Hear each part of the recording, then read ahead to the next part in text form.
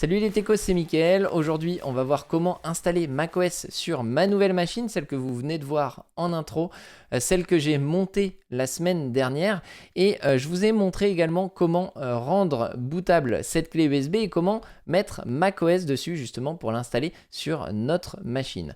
Maintenant, ce qu'on va faire, c'est qu'on va passer à la configuration du BIOS, de l'UEFI, puisque macOS nécessite qu'on désactive 2-3 petites choses. Et donc pour ça, on va aller dans Advanced Mode et on va commencer par Système Agent. Dans la partie graphique, on vérifie qu'on a bien l'iGPU qui est désactivé et qu'on a le Primary Display en PCI Express. Ça, c'est ce que je vous ai déjà montré la dernière fois. On va ici désactiver la configuration Thunderbolt, donc elle est désactivée par défaut. On va aller dans PCI Subsystem et dans Above 4G Decoding. Ici, on va désactiver ça. On va ensuite aller dans Onboard Device Configuration et on va désactiver le port série ici en cliquant sur Off. Donc ça, concrètement, ça pose souvent des problèmes sur les Hackintosh. Ensuite, on va aller dans l'onglet Boot, dans CSM. Ici, on laisse désactiver ou on désactive le CSM. Et dans la partie Secure Boot, ici, dans OS Type, on va mettre Windows UEFI. Et dans Key Management, on va faire un Clear Secure Boot Key. On revient dans le boot. Et ici, normalement, c'est où on a, voilà, boot configuration, fast boot. Ici, on va le désactiver. Alors oui, c'est dommage, mais en général, ça peut poser des soucis sur macOS. Donc, on va éviter tout ça. On devrait être tout bon. Du coup, maintenant, on va sauvegarder tout ça avec un petit exit, save, change and reset. Et on va, avant ça, mettre notre clé USB dans la machine si ce n'est pas déjà fait. Et ce qu'on va faire, c'est qu'on va une nouvelle fois rentrer dans le BIOS, puisque j'aurais dû mettre ma clé USB avant, mais c'est pas bien grave. Donc, on va retourner dans le BIOS, donc avec la touche Supr. Et ici, ce qu'on va faire, c'est qu'on va passer en boot priority notre clé USB, puisque on va avoir besoin de redémarrer plusieurs fois sur la clé USB. Et donc, ce sera beaucoup plus facile si c'est fait comme ça. Donc, on fait Save and Exit.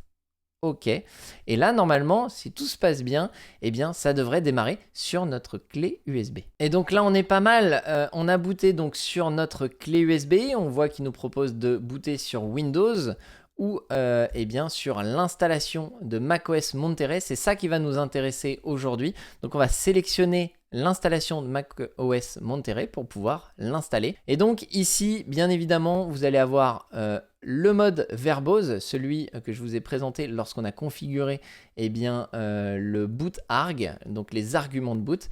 Donc pas de panique, c'est justement ce qui va vous permettre de débugger facilement s'il y a un souci. Donc vous laissez dérouler et vous allez tomber en théorie, si on a fait le job correctement, sur l'installation de macOS. Et si ce n'est pas le cas, il faudra vérifier dans les dernières lignes s'il y a un message d'erreur. Et avec ça, normalement, vous devriez pouvoir comprendre quel est le problème. Alors pas directement, mais en cherchant bien évidemment sur Google, puisque ça reste assez complexe à appréhender.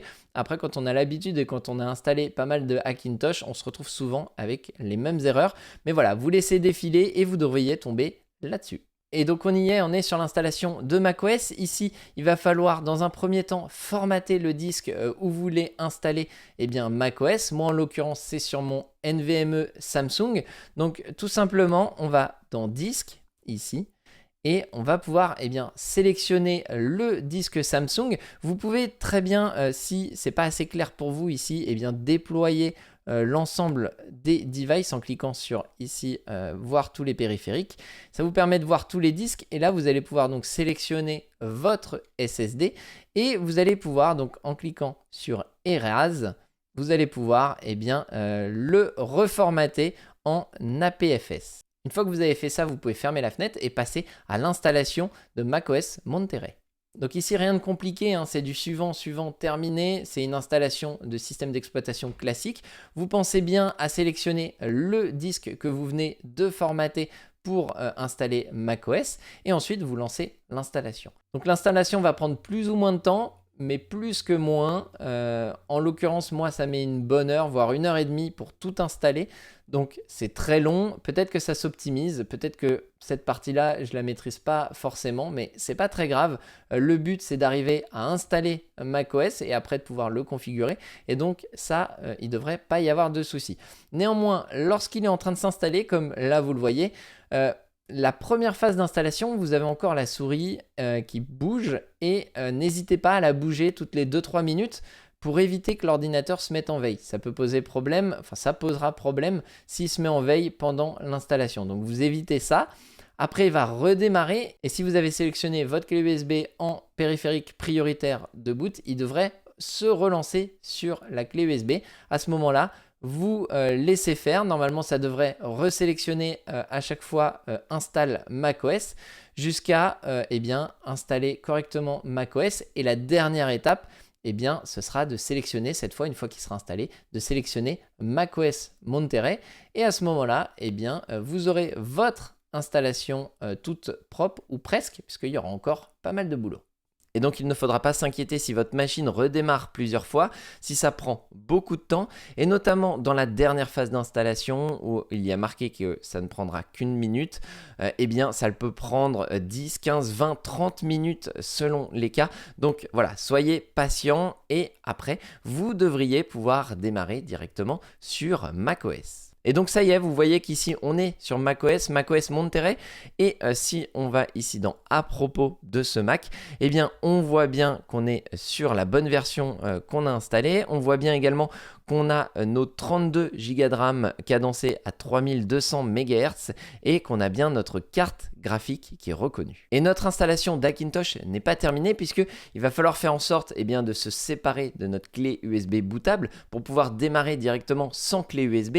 Il va falloir mapper les ports USB qu'on va utiliser. Il va falloir faire en sorte de faire comprendre à notre Mac quel port on utilise sur notre carte mère et quel type de port. Est-ce que c'est de l'USB 3? Est-ce que c'est de l'USB 2? Il va falloir également tester et configurer le son si nécessaire. Et puis on terminera par finaliser cet Hackintosh en personnalisant notre boot menu et le démarrage de notre Hackintosh. Et donc pour ça, on va utiliser un outil qui s'appelle ESP Mounter Pro que vous trouverez encore une fois dans la description.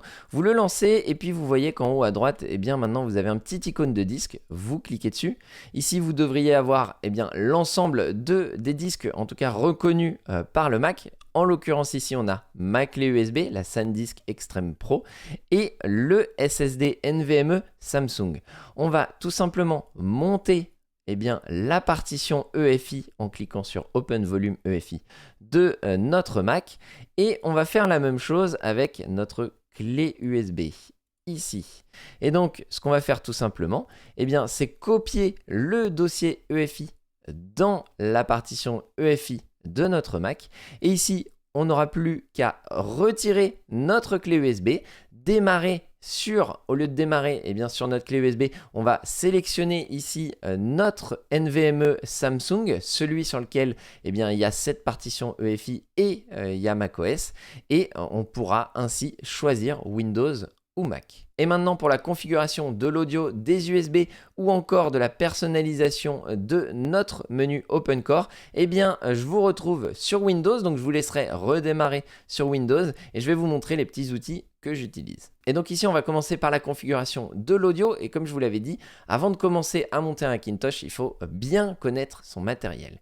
Et donc ici, il va falloir connaître la carte son utilisée, mais également les codecs utilisés. Et donc pour ça, il y a plusieurs méthodes. Soit vous regardez dans la fiche du constructeur et vous récupérez les informations, soit vous utilisez des outils tels que AIDA64 par exemple, qui va scanner votre matériel et vous sortir un rapport tel que vous le voyez ici, avec l'ensemble des informations qui concernent votre machine.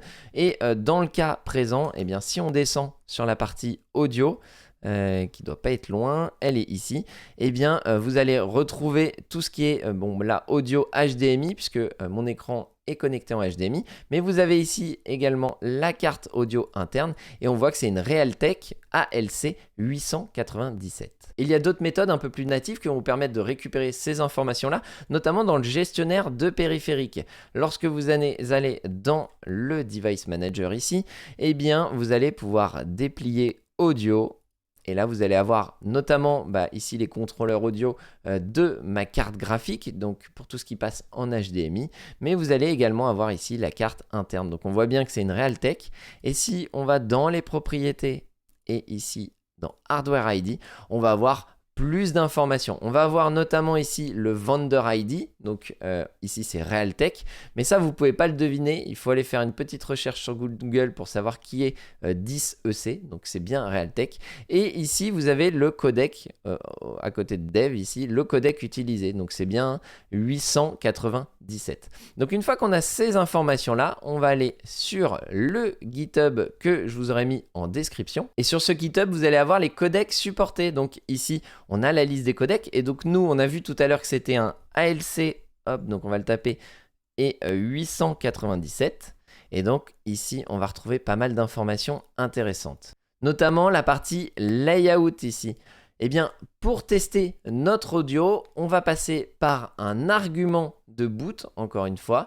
Et donc, une fois qu'on a récupéré cette liste de layout, on va pouvoir tester pour trouver quel est le bon layout. Et pour ça, on va aller dans les arguments de boot de notre config.plist et on va ajouter un à un ces layouts jusqu'à trouver le bon. Donc là, en l'occurrence, on va ajouter ici ALCID-11, puisqu'on voit que notre premier layout, c'est le 11. On va enregistrer ça dans le config.plist, on va redémarrer, on teste. Si ça ne fonctionne pas, on passe au 12, ensuite au 23, au 66, etc. jusqu'à trouver le bon layout et celui qui nous permet en tout cas d'avoir le son. Et donc pour ça, puisque maintenant on est sur Windows et qu'on ne démarre plus avec notre clé USB, eh bien on va aller dans Minitool Partition, on va mettre une lettre à notre partition FAT, la partition finalement EFI de notre SSD où il y a macOS. On va faire Change Letter, on va lui mettre par exemple la lettre E, on applique et ça va nous permettre de récupérer via Explorer++ qu'on démarre en administrateur. Ça va nous permettre de voir ici notre partition EFI. Et donc ce dossier, on va le recopier une nouvelle fois sur notre bureau. Comme ça, on va pouvoir travailler dessus. Et donc là, ce qu'on veut, c'est ajouter un argument de boot. Donc on va passer par Property. On va ouvrir notre fichier config.plist, donc qui est sur le bureau dans le dossier OC. Config.plist. Et ce qu'on va faire, c'est que dans la partie NVRAM, on va pouvoir lui mettre l'argument de boot qu'on souhaite rajouter. Donc là, en l'occurrence, on a dit qu'on voulait ajouter ALCID-11. Et encore une fois, on va sauvegarder ça. On va recopier notre partition EFI qui est ici. Avec Explorer++, on va la recopier sur...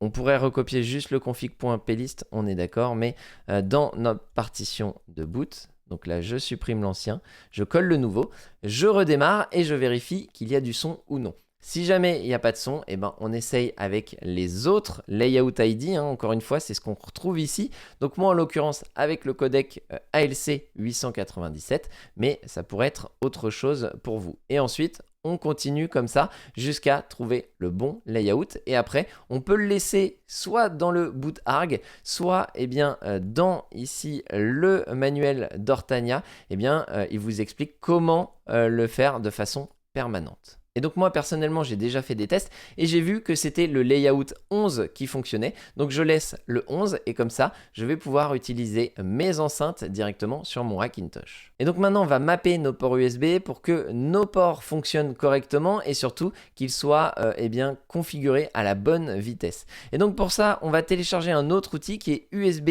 Toolsbox. Vous pouvez télécharger directement si vous êtes sur Windows la version Windows. Et vous exécutez directement ce programme. Ici, on va l'autoriser. Donc la première chose à faire, ça va être de changer les settings. Et ici, vous allez activer les native classes. Donc pour ça, vous faites le N et vous pouvez revenir en arrière avec le B. Et donc on va pouvoir cliquer appuyer en tout cas sur la lettre D pour scanner ma carte mère et pour qu'il puisse scanner l'ensemble des ports USB. Donc je fais D et donc ici on voit qu'il reconnaît déjà pas mal de ports USB et donc ce qu'il voit en vert c'est où il y a déjà quelque chose de branché. Néanmoins, si jamais j'ai branché un périphérique USB 2 sur un 3, il risque de le voir en USB 2. Et donc l'idéal c'est que pendant ce scan, vous prenez une clé USB 3.0 et que vous la branchez sur chacun des ports USB. Vous allez voir que pendant que je vais faire ça, il va reconnaître au fur et à mesure tous les ports USB de ma carte mère. Et donc ça, il faut le faire pour tous les ports USB, mais il faut aussi le faire pour les ports USB-C. Et une fois que vous aurez terminé ça, vous pouvez appuyer sur le B pour revenir en arrière. Il aura sauvegardé vos données et notamment les ports USB que vous avez réveillés pendant le scan. Et donc une fois qu'on a fait ça, on va pouvoir aller construire notre texte. Pour ça, on sélectionne S, Entrée. On voit qu'on a nos ports qui sont directement sélectionnés. Donc ici, en l'occurrence, on en a 14 sur 25 puisque votre carte mère, le chipset, lui, il peut aller jusqu'à 25 alors qu'un Mac ne peut aller que jusqu'à 15 ports. Donc c'est important de sélectionner seulement le nombre de ports qu'on peut utiliser, donc moins de 15, enfin 15 ou moins de 15. Et vous allez pouvoir, une fois que vous avez mappé tout ça, construire votre texte, donc avec le K. Et ici, on va mettre l'identifiant, le SMBIOS de notre modèle. J'utilise le SMBIOS du Mac Pro 7,1.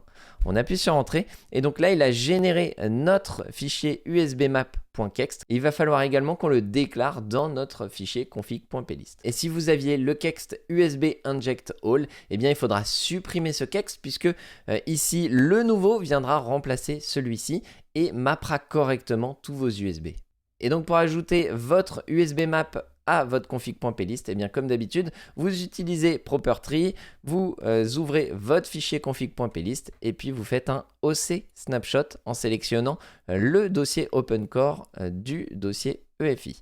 Vous faites sélectionner et ici vous sauvegardez. Et donc à chaque fois que vous passez une étape, n'hésitez pas à copier le dossier EFI directement sur la partition EFI de votre Mac. Donc en l'occurrence moi, ce que j'ai monté ici en E, donc avec Explorer++. Une fois que vous avez fait ça et que vous êtes sûr que tout fonctionne correctement, que vous avez testé la veille, que vous avez testé l'audio, que vous avez testé vos USB, vous pouvez certainement éditer une dernière fois votre config.plist pour ajouter un boot menu un peu plus sympa et surtout enlever le mode verbose. Et une nouvelle fois, on se retrouve sur Property pour ouvrir notre fichier config.plist. On va aller dans NVRAM, dans Add. Et ici, on voit tous les arguments de boot. On va supprimer le debug égale 0 x 100 et le "-v, ce qui va nous permettre de démarrer sans le mode verbose, donc sans toutes les lignes qui s'affichent au démarrage et ça fera vraiment beaucoup plus propre. Et donc ici, on sauvegarde et on va parler de la personnalisation du boot menu d'OpenCore. Et pour ça, on va tout simplement aller dans MISC et dans la partie boot. Mais avant ça, il faudra copier un dossier ressources avec l'ensemble des icônes que vous souhaitez utiliser directement dans votre dossier OpenCore de votre partition EFI. Et c'est dans la partie ressources ici que vous allez trouver les images, les icônes de tous les systèmes que vous allez pouvoir utiliser sur OpenCore, mais également de la police d'écriture ou encore ici des labels. Mais la partie la plus importante finalement, c'est dans images où vous allez retrouver des icônes au format ICN-S, c'est un format propriétaire, il me semble, d'Apple. Donc, vous pourrez tout à fait changer ces icônes si vous le souhaitez. Et moi, personnellement, j'ai utilisé donc les images de Risky ici, mais sur GitHub, vous allez retrouver énormément de ressources avec des personnes qui ont personnalisé leur menu. Donc, n'hésitez pas à utiliser leur menu. Une fois que vous avez fait ça, donc que vous avez copié le dossier ressources, que moi en tout cas je vous partagerai dans la description. Et donc vous allez pouvoir utiliser ici la clé picker variant et ici mettre le chemin de là où vous avez vos images. Il va falloir ici mettre picker mode external pour que ça fonctionne correctement. Vous allez également changer ici le picker attribute à 155. Vous allez mettre le show picker sur true. Et ici, sur timeout, vous allez pouvoir régler la vitesse à laquelle ça va sélectionner un OS, un système d'exploitation une fois que vous allez démarrer sur OpenCore. Par défaut, c'est 5 secondes, c'est un peu rapide. Moi, en général, je le mets à 20 secondes et comme ça me laisse le temps de passer soit sur Windows, soit sur macOS. Une fois que vous avez fait ça, eh bien comme d'habitude, vous sauvegardez et vous allez pouvoir copier votre dossier EFI directement comme d'habitude sur votre partition EFI. Je vous remonte pas comment on fait. Par contre, je vous retrouve dès maintenant sur mon Mac. Donc au moment du redémarrage, ce qu'on va faire, c'est qu'on va aller dans l'UEFI et on va lui mettre notre SSD Samsung, celui où il y a macOS, celui où il y a surtout la partition EFI de OpenCore, et bien en premier boot, en primary, pour qu'on puisse démarrer directement sur OpenCore. Ensuite, on sauvegarde et on sort. Et normalement, on devrait retrouver notre boot menu OpenCore. Et donc c'est le cas, on retrouve bien notre boot menu OpenCore avec Windows, avec macOS Monterey. J'avoue que le no-name, pour le moment, je ne sais pas ce que c'est que cette partition et je verrai pour le supprimer plus tard. Si jamais vous avez besoin d'avoir de plus d'options, notamment de pouvoir cleaner la NVRAM, etc., eh bien vous appuyez sur la barre espace, ce qui vous permettra eh bien, d'aller sur la partition recovery de macOS, mais également de vider la NVRAM. Là, en l'occurrence, nous, ce qu'on veut, c'est aller sur macOS et surtout voir si on a toujours le mode verbose et toutes les lignes qui s'affichent. Et donc là, tout de suite, on voit que c'est beaucoup mieux. On a un chargement tout à fait standard de ce qu'on aurait sur un Mac tout à fait classique. Et donc, c'est maintenant tout à fait transparent qu'on utilise OpenCore et qu'on est sur un Hackintosh. On va donc pouvoir s'authentifier et on va pouvoir maintenant profiter de notre Mac. Un dernier truc, si vous voulez vérifier la stabilité de votre CPU, eh bien vous pouvez utiliser Intel Power Gadget que vous voyez ici, que j'ai déjà installé. Et c'est ce qui va vous permettre notamment de vérifier que la fréquence est bonne par rapport au CPU que vous utilisez. Moi ici, j'ai bien 5 GHz et c'est ce qui correspond à la fréquence maximum délivrée par ce processeur, celui que j'utilise. Et donc vous avez maintenant un Hackintosh 100% fonctionnel qui vous permettra même d'utiliser iMessage ou encore l'App Store si vous souhaitez utiliser des applications bien spécifiques à Apple. Donc voilà, on a terminé avec mon Hackintosh. J'espère que ça vous aura plu. C'était très technique, j'imagine, mais n'hésitez pas, si vous avez des questions, à les poster en commentaire. N'hésitez pas également, si vous avez vraiment trop de difficultés pour monter votre Hackintosh, de passer par le lien Fiverr que je vous mettrai dans la description. C'est un ami à moi, donc n'hésitez pas à passer par lui si vous souhaitez eh bien, vous retrouver avec un Hackintosh 100% fonctionnel. Et donc n'hésitez pas, si vous avez des questions, à les poser en commentaire. Je pense que c'était mon dernier Hackintosh sur une machine physique. Peut-être qu'on reviendra rapidement pour tester ça sur une machine virtuelle telle que Unread ou un autre système. En tout cas, si ça vous intéresse, eh bien n'hésitez pas à vous abonner et moi je vous dis à très bientôt. Ciao.